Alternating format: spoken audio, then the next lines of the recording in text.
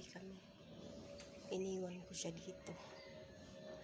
Pagkatapos ko magluto ng kain, iniwan ko nga dyan. Nag-away kami. Dami kasing kuda. Simpleng bagay.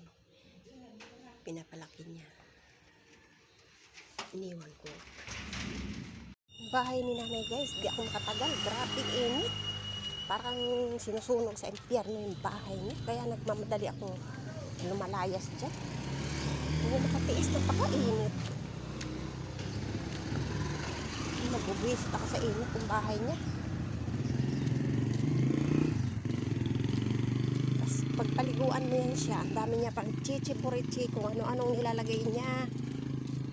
Ay, Diyos ko. Alam mo yung madaling paraan, ginagawa niyang mahirap. Siya lang din naman nahihirapan. Diyos ko po.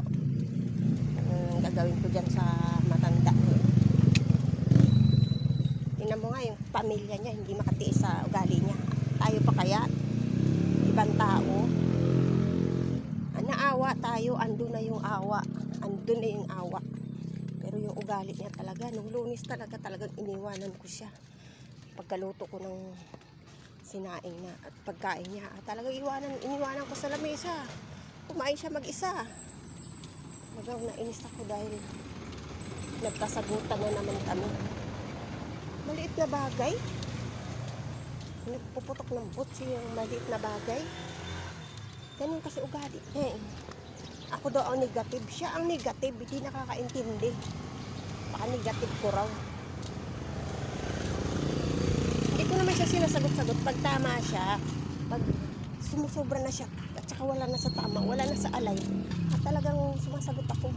Ako pa ang sasabihin niya na daw ako, negative daw ako lagi. Ano ako naging negative? Diyos ko po. Araw-araw na lang ata kami nagbabangayan. Maliit na mga bagay. Diyos ko po. Ano lang, hindi ko na alam.